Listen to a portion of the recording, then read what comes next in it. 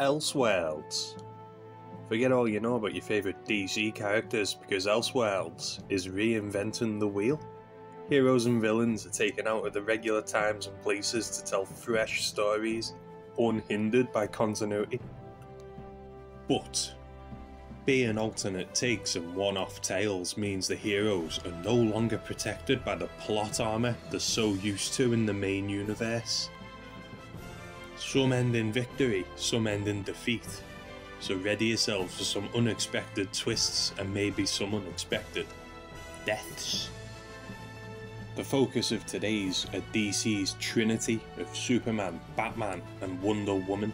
We've got 3 stories of DC's finest champions taken out of the usual realms and genres and forced to operate in ways that they wouldn't usually. That's enough intro, let's just get on with it.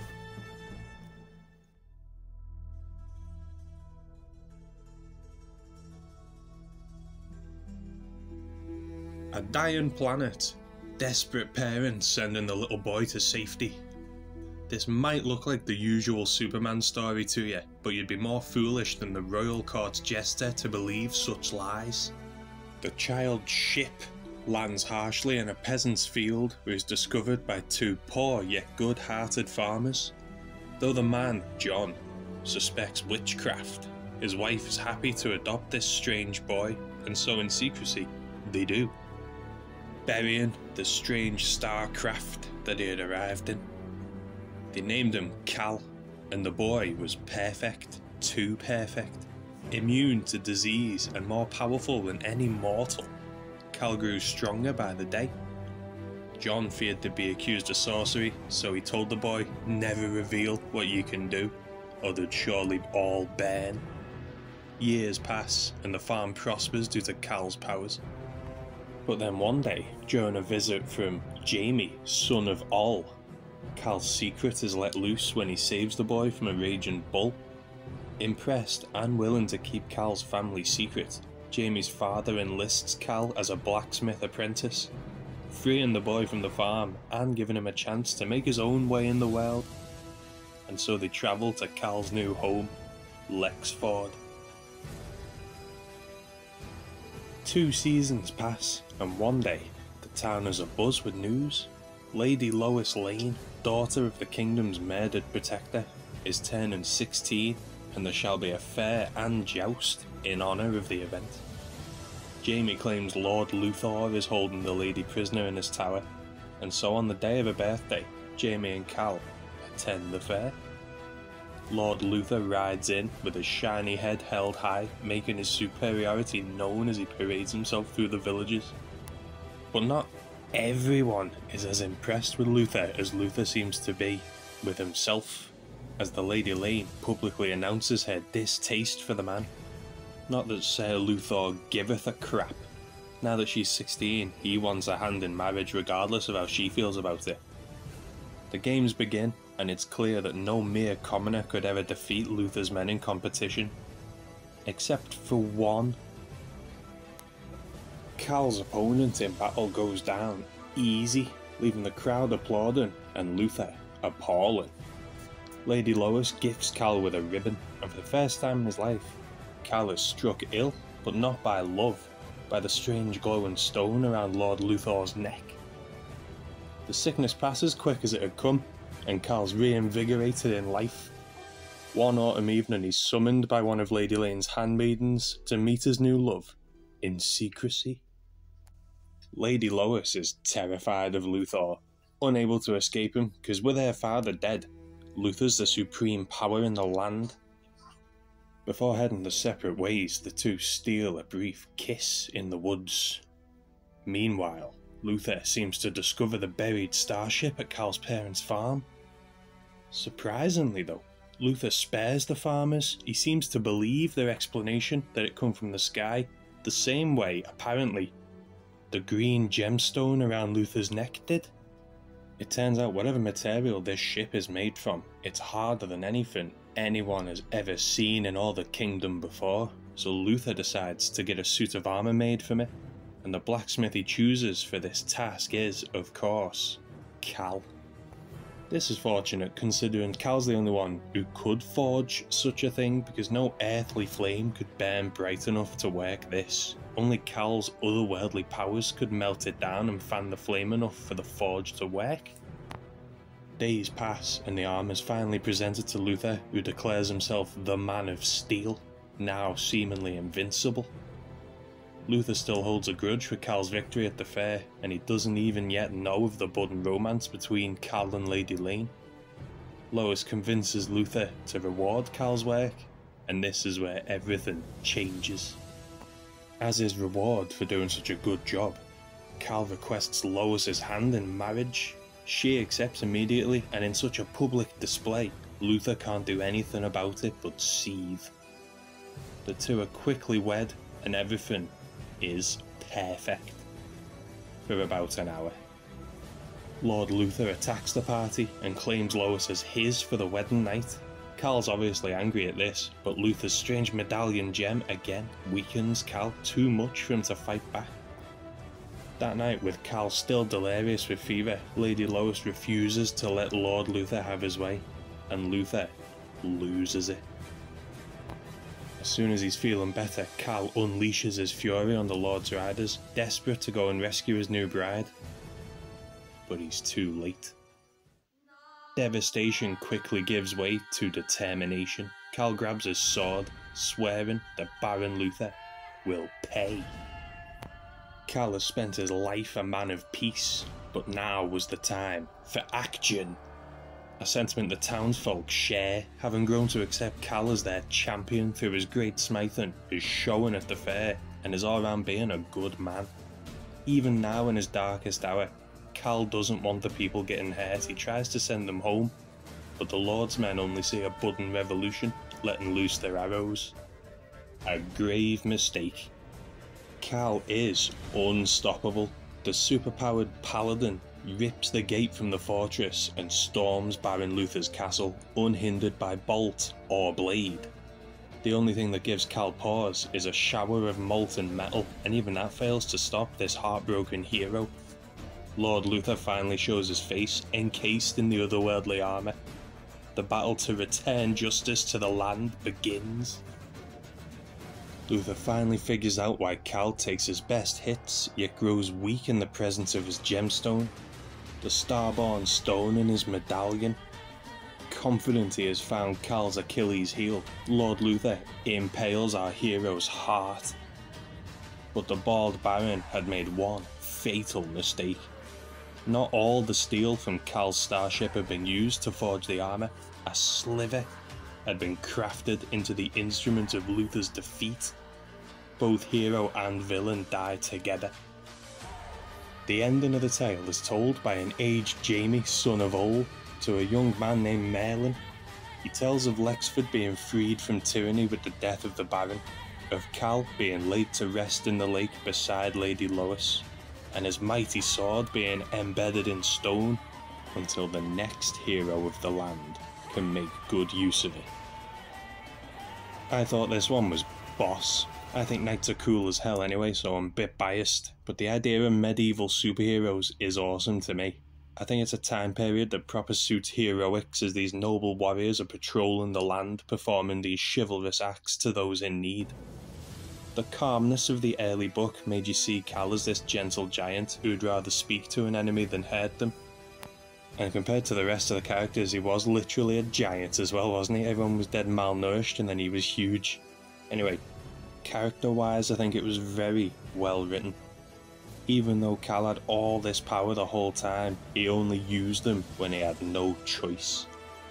Yeah, it was a tragic ending, but how cool is it that it sets up the later legend of King Arthur, so the hero's death wasn't pointless. I wonder what other Superman villains would look like in this reality. Like Metallo, for example, might be some undead ghost knight whose bones have been bonded to his armour, or Parasite could be some witch stealing people's essences to power of spells. From Swords and Sorcery to Space and Sinestro, next we've got a story about a hero who couldn't protect those he loved, being chosen to protect more than he could ever imagine. Bruce Wayne is at the end of his rope, beaten and bloody after a failed first night of fighting crime. He could ring the bell and Alfred would come and stop the bleeding, but he'd rather die than wait another hour. He needs vengeance, he needs it now. Suddenly, a ring and an apparition appear to Bruce.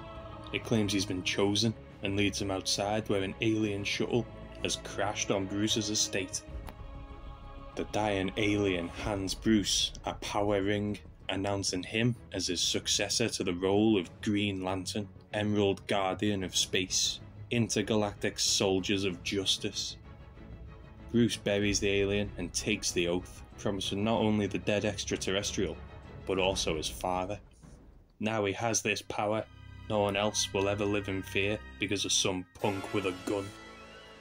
A heist by the Red Hood has gone a bit dodgy, as Hood and his hoodlums are locked down in what I assume is Ace Chemical. Commissioner Gordon is in a tight spot as the criminals have access to such volatile materials. But a flash of green finds the fiends first as Green Lantern lights the night. Using both his power ring and years of training worldwide, Bruce apprehends the Hood long before he can become a bigger problem. And though he seems to have earned the ire of the police commissioner, Green Lantern's first flight was a success. But if regular Batman villains pose no threat to the Emerald Crusader, maybe some Green Lantern villains will. Bruce is contacted by one of the Guardians of the Universe, the Commanders of the GLs, and he's summoned to apprehend a renegade lantern known as Sinestro. Sinestro has been abusing his powers against the innocent. Reminded of his origins, Bruce has no choice but to go and do something about it. On the distant planet Crucader, Bruce confronts this turncoat Sinestro. Faced with someone just as powerful as he is, Bruce needs more than raw power to defeat Sinestro. Fortunately, his mind is as honed as his body and he swiftly defeats the dictator. But the people of the planet don't see him as a dictator. Their fear of Sinestro's warped their perception of him, so much so that they actually see Sinestro as more of a protector than a dictator. A woman called Camelot declares that they are wrong. She sees the situation for what it truly is, and is rewarded with Sinestro's power ring by Bruce, who really just wants to return to Earth. He can't get stuck here ruling the people of Crucader. He's got business back home. Sinestro is banished to the antimatter universe, but I have a feeling we'll see him again before too long. The true threat now is the Guardians, who don't seem to like Bruce's refusal to follow their orders. Back on Earth, Bruce continues his primary mission, finding the man who murdered his parents. Despite their animosity, he enlists Gordon to look into some muggins at Park Row from 25 years ago, perhaps accidentally giving his identity away. But that doesn't end up mattering. Sinestro reappears, and using his new yellow power ring, he takes Gordon's theory and his life. Sinestro then finds Joe Chill, the man who murdered the Waynes, and absorbs his mind before killing him too. Now Sinestro knows all he needs to know about Green Lantern. Now merged of mind with Bruce's most hated, Sinestro lures GL in, hungry for revenge. The two tear up Gotham as they struggle for the upper hand, and finally, Bruce lands a real punch which sends Sinestro reeling. The Space Tyrant knows they're deadlocked on power, but Bruce outclasses him in skill, especially with Chill's mind buffering inside his own. Escaping, for now, Sinestro decides to go get some backup, and he transforms District Attorney Harvey Dent and a local lady criminal into star-powered threats for Green Lantern, but Bruce barely breaks a sweat in sorting out these new villains. Sinestro plays it smart. He avoids Green Lantern and starts screwing with other planets, setting up apocalypse events under Bruce's nose, essentially setting up planet-sized time bombs for later. The Guardians summon Bruce, but he refuses the call. He doesn't want to leave Earth with Sinestro still at large, but the Guardians don't take his refusal lightly. Bruce has been disregarding their orders for too long, and they finally decided to do something about it. First, they send a platoon of their best to take Bruce down, but the man's been building towards having this power ever since his parents were murdered, so he doesn't give up easily. He takes down this platoon, but the true threat is back home. Sinestro and his cronies infiltrate the Lantern Cave underneath Wayne Manor to lay a trap, but they find themselves caught in a trap instead as they face the Guardians' Plan B. A Justice League of Green Lanterns face Sinestro as Bruce takes on that task force, only stopping when he senses something awful has happened. To protect Bruce, Alfred triggered Sinestro's trap, dying in his place. The Lantern League takes sympathy on Bruce and decide to leave him to mourn, but Bruce doesn't want to mourn, he wants to get to work. Now understanding the job he's been chosen to do, Bruce leaves Earth to stop Sinestro once and for all. Honestly, I wasn't that big on this one. It was a cool idea of Batman getting some real power, but it kinda went on a bit too long. I think I'd have preferred it to just have shown Batman's initial encounters with his classic enemies, but with the differences and responsibilities lantern rings bring thrown in, but instead we got some weird mix of the legends. Why did Sinestro absorb Joe Chill's mind? What benefit does he get from some random human's mind? It was literally just to make him seem more like the Joker, but why though? What was the point? He was way more intimidating and just cooler as regular Sinestro. Also, did we need the Lantern League? They didn't really contribute anything aside from that cool flash panel on about the speed of light. I just think this could have been so much more cooler than it actually was. A key part of the stories we've looked at so far has been revenge. Baron Luthor and Noble Kal met their ends seeking it against each other.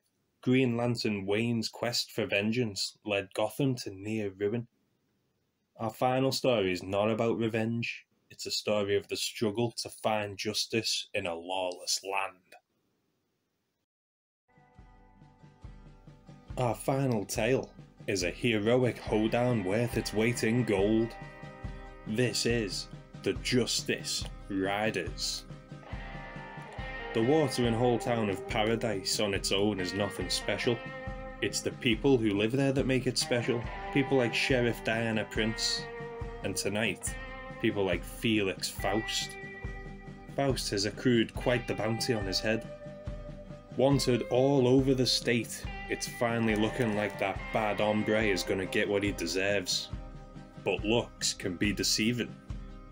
Come morning, Lady of the Law Sheriff Prince and her two newest bounties return to the smouldering site that was once Paradise.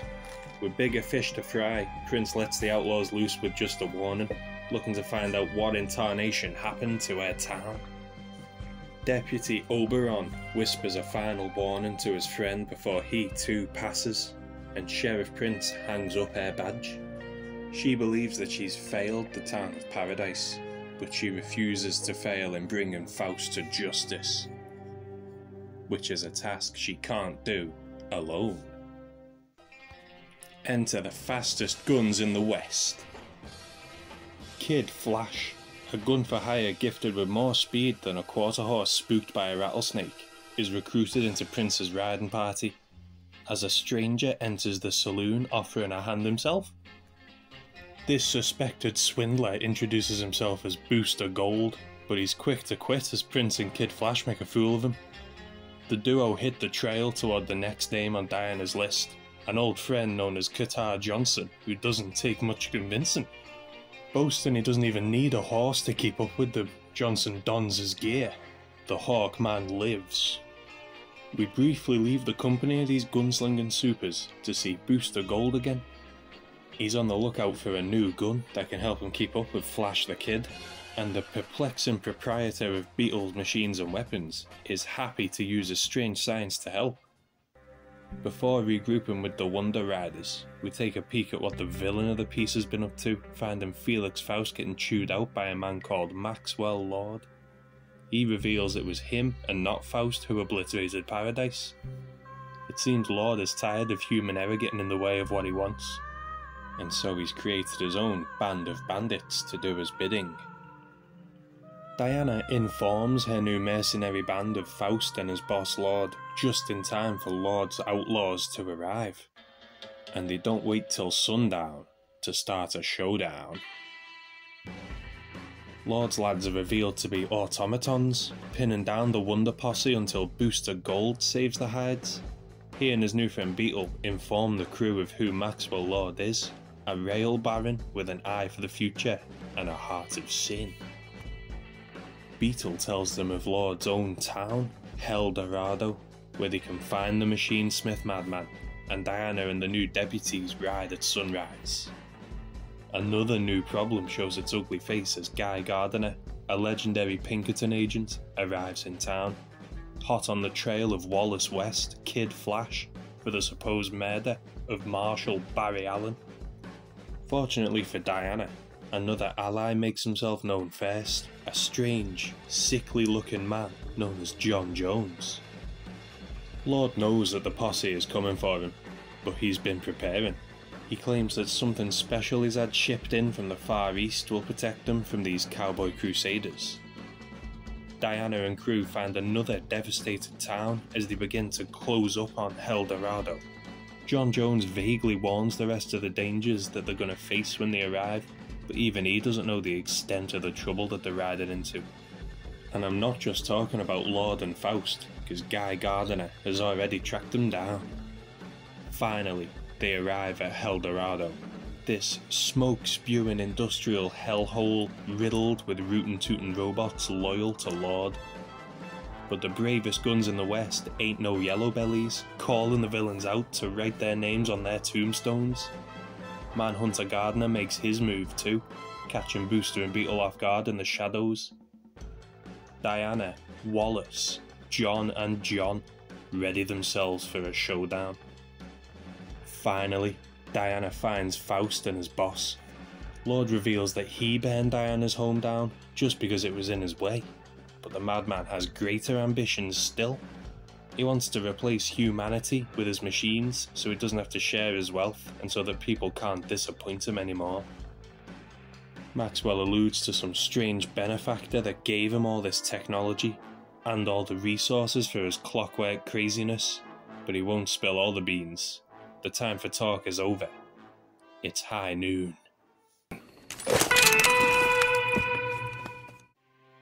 Diana wins the duel, and this Maxwell is revealed as a clockwork cowpoke himself.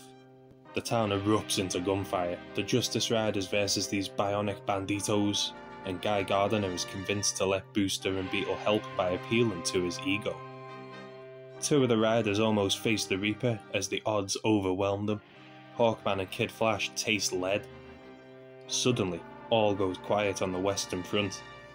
Felix Faust hungers for a more dramatic end for the Justice Riders and unveils Maxwell Lord's ultimate, final form, Lord Havoc. A giant train/robot ready to decimate everything in its path, unless our gunslinging guardians can stop him. Despite the odds, the Justice Riders refuse to abandon one another, choosing to die together as heroes, accepting that perhaps a hero is just someone too stupid to get out the way. But speaking of stupid, in barrels Booster, Beetle and Gardner, on a mining cart loaded up with very flammable materials, careening towards the flame-spewing steam engine. Lord Havoc is derailed. Lord, somehow surviving this, is brought in for his crimes as Faust tries and fails to escape, catching 2 bullets for his trouble by Pinkerton Gardner and Kid Flash West. Gardner does try to bring Wallace in, but the riders owe this kid a favour or two by now, so Gardner relents. For now. But there are still questions to be answered. Where did Lord get this technology he'd been using to terrify the West?